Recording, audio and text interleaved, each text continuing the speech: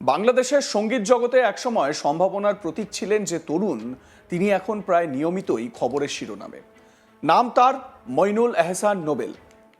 দর্শকের কাছে তিনি পরিচিত নোবেল নামেই। জনপ্রিয় রিয়েলিটি শো এর মঞ্চ তাকে পরিচিতি দিয়েছিল দুই বাংলায়, কিন্তু সেই আলো আজ যেন বিতর্কের ছায়ায় ঢাকা। সাম্প্রতিক অভিযোগ, বিয়ের প্রলোভন দেখিয়ে অর্থ আত্মসাৎ এক তরুণীকে স্টুডিওতে আটকে রেখে আপত্তিকর ছবি ও ভিডিও তৈরির চেষ্টা এবং সেগুলো ছড়িয়ে দেওয়ার হুমকি। এ অভিযোগে সোমবার 23শে ফেব্রুয়ারি গ্রেপ্তার হন তিনি। মঙ্গলবার 24শে ফেব্রুয়ারি আপোষের শর্তে জামিন পান, আর জামিন পেয়েই আদালত প্রাঙ্গণে গান গেয়ে শোনান নোবেল। সাংবাদিকদের প্রশ্নে তার মন্তব্য, মানুষ মাত্রই ভুল হয়, এবার হয়েছে আর একবার হতেও পারে। এই একটি বাক্যই এখন সবচেয়ে বেশি আলোচনায়। অনেকে বলছেন এটি কি অনুশোচনার ভাষা নাকি দায় এড়িয়ে যাওয়ার স্বর। পুলিশ সূত্রে জানা গিয়েছে, নারায়ণগঞ্জের সিদ্ধিরগঞ্জ থানার বটতলা এলাকা থেকে সোমবার দুপুরে নোবেলকে গ্রেপ্তার করা হয়। তার বিরুদ্ধে গত বছরের 13ই আগস্ট একটি মেয়ে ঢাকার সিএমএম আদালতে মামলা করেছিলেন। মামলায় অভিযোগ, বিয়ের প্রতিশ্রুতি দিয়ে অর্থ আত্মসাৎ, ব্যক্তিগত গোপনীয়তা লঙ্ঘন এবং আপত্তিকর ছবি ভিডিও ছড়িয়ে দেওয়ার হুমকি। আদালত মামলাটি তদন্তের দায়িত্ব দেয় পুলিশ ব্যুরো অফ ইনভেস্টিগেশন পিবিআইকে। তদন্ত শেষে চলতি বছরের 2রা ফেব্রুয়ারি আদালত নোবেল সহ 4 জনের বিরুদ্ধে গ্রেপ্তারি পরোয়ানা জারি করে। অন্য আসামিরা হলেন তার স্ত্রী ইসরাত জাহান প্রিয়া, তার মা নাজমা হোসেন এবং সহকারী মুনেম শাহ সৌমিক। সোমবার পরোয়ানা কার্যকর করে পুলিশ, তারপর তাকে আটক করে। পরদিন আপোষের শর্তে জামিন পান তিনি। আদালত প্রাঙ্গণেই গান ধরেন নিজের মেহেরবান গানটি। দর্শকদের উদ্দেশ্যে বলেন, আমার সব দর্শক শ্রোতা আমাকে ভালো করে বোঝেন, আমাকে ক্ষমা করে দেবেন। অভিযোগকারিনীর দাবি, বিয়ের প্রতিশ্রুতি দিয়ে তাকে নোবেল নিজের স্টুডিওতে ডেকে নেন এবং সেখানে আটকে রেখে খারাপ কাজ করেন। পাশাপাশি আপত্তিকর ছবি ভিডিও তৈরি করে সোশ্যাল মিডিয়ায় ছড়িয়ে দেওয়ার হুমকি দেন। এ ধরনের অভিযোগ শুধু নৈতিক বিচ্যুতি নয়, আইনি দিক থেকেও গুরুতর। এতে থাকতে পারে প্রতারণা, অর্থ আত্মসাৎ, নারী ও শিশু নির্যাতন দমন আইনের সংশ্লিষ্ট ধারা, তথ্য প্রযুক্তি আইনের আওতায় ব্যক্তিগত গোপনীয়তা লঙ্ঘনের অভিযোগ। তদন্ত ও বিচার প্রক্রিয়ায় অভিযোগ প্রমাণিত না হওয়া পর্যন্ত কেউ দোষী নন। এই নীতি অবশ্যই মানতে হবে, কিন্তু অভিযোগের ধরনই ইঙ্গিত দেয় বিষয়টি হালকাভাবে নেওয়ার সুযোগ নেই।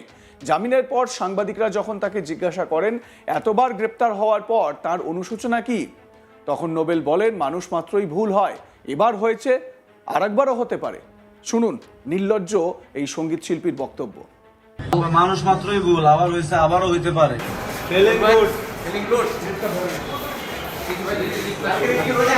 এখন তো রমজান মাস ভাই, এখন রমজান মাসে তো ধর্মীয় কথাবার্তা, ধর্মীয় একটা গান মনে করেন যে আল্লাহ তাআলা আমাকে আজকে ছেড়ে দিল এখান থেকে, তাই না?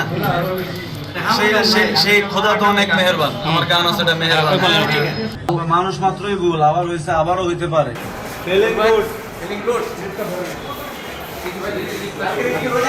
এখন তো রমজান মাস ভাই, এখন রমজান মাসে তো ধর্মীয় কথাবার্তা, ধর্মীয় একটা গান মনে করেন যে আল্লাহ তাআলা আমাকে আজকে ছেড়ে দিল এখান থেকে, তাই না? সেই খোদা তো অনেক মেহেরবান। আমার গান আছে এটা মেহেরবান।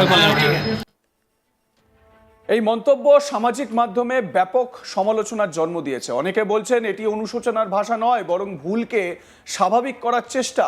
একজন জনমানুষ যার লক্ষাধিক অনুসারী, তার কথাবার্তা ও আচরণ তরুণদের ওপর প্রভাব ফেলে, সেখানে ভুল আবার হতে পারে। এই বক্তব্য কি দায়িত্বজ্ঞানহীনতার পরিচয় নয়? নোবেলের কেরিয়ারের শুরুটা ছিল আশাব্যঞ্জক। জনপ্রিয় রিয়েলিটি শো এর মঞ্চে নজর কাড়েন। আপনাদের জানিয়ে রাখি, আমাদের এই বাংলায় পশ্চিমবঙ্গের একটি জনপ্রিয় রিয়েলিটি শোতে এসেই খ্যাতি অর্জন করেন এই নোবেল। রবীন্দ্রসঙ্গীত ও আধুনিক গানে তার কণ্ঠস্বর প্রশংসা পায়, কিন্তু খ্যাতির পরপরই একের পর এক বিতর্কে জড়িয়ে পড়েন। কখনো মঞ্চে নেশাগ্রস্ত অবস্থায় উপস্থিত হওয়া, কখনো অশালীন আচরণ, কখনো রাজনৈতিক মন্তব্য করে সমালোচনা। আর একটু স্পেসিফিক করি, যে বাংলা থেকে জনপ্রিয়তা পেলেন, খ্যাতির শীর্ষে উঠলেন, এই পশ্চিমবঙ্গ সম্পর্কে, ভারত সম্পর্কে কুকথা বলা, ভারতকে ভাগ করার চক্রান্ত, এমনকি রবীন্দ্রনাথ ঠাকুরের গান গেয়ে যে জনপ্রিয়তা পেয়েছেন নোবেল, সেই রবীন্দ্রনাথ ঠাকুরকে নিয়েও কটু মন্তব্য করেন। ভারতের প্রধানমন্ত্রী নরেন্দ্র মোদীকে ঘিরে বিতর্কিত মন্তব্য। এসব ঘটনায় তার ভাবমূর্তি ক্ষতিগ্রস্ত হয়। ব্যক্তি জীবনেও একাধিক বিয়ে, সম্পর্ক ভাঙন, স্ত্রীর উপর নির্যাতনের অভিযোগ, সব মিলিয়ে বিতর্ক যেন এই নোবেলের ছায়াসঙ্গী।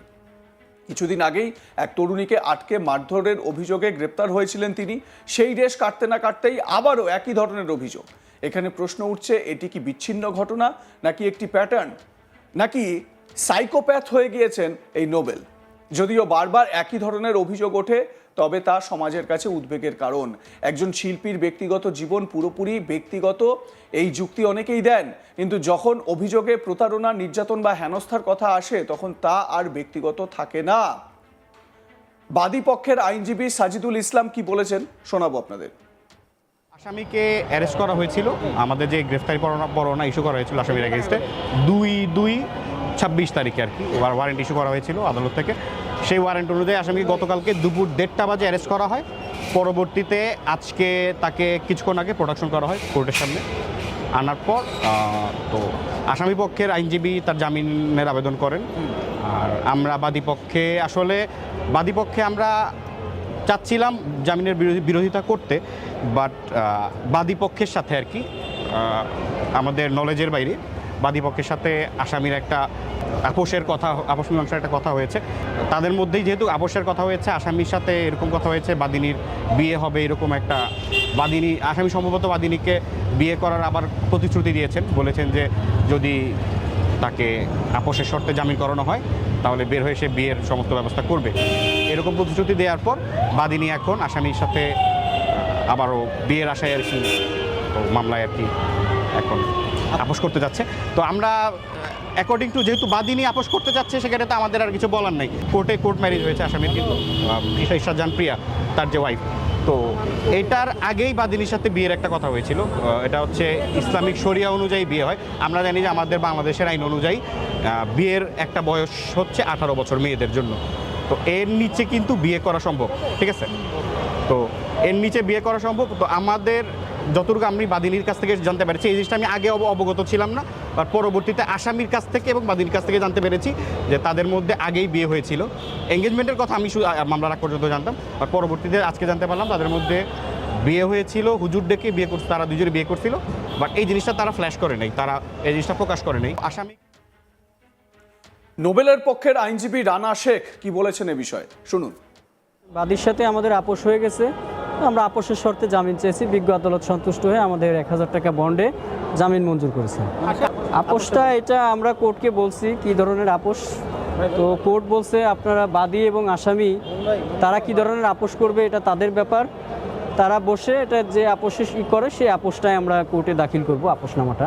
আমরা তো জামিন চাইছি, আমাদের আসামির পক্ষে নোবেলের পক্ষে আমরা জামিন চাইছি। আদালত সন্তুষ্ট হয়ে আপোষের শর্তে জামিন দিছে। লাইক, কমেন্ট, শেয়ার করে আপনাদের মতামত জানাতে ভুলবেন না। দেখতে থাকুন আজ তাক বাংলা। সাবস্ক্রাইব করুন আমাদের ইউটিউব চ্যানেলটি, বেল আইকন প্রেস করুন নোটিফিকেশন পেতে।